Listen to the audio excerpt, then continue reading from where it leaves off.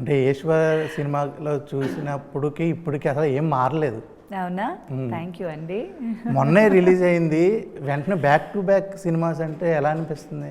మొన్న ఈశ్వరా మొన్న 23 years back release అయిందండి, మళ్ళీ రిలీజ్ అయింది మొన్న. సో బట్ చాలా చాలా హ్యాపీ మూమెంట్ అది. అది ఒక స్పెషల్ ఫీలింగ్ అనమాట.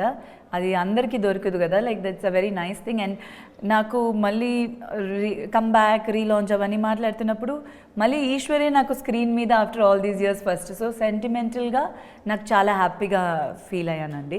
సో అది వచ్చింది, దాంతోపాటు ఇప్పుడు మనకి సుందరకాండ వస్తుంది, అది వినాయక చవితి రోజు.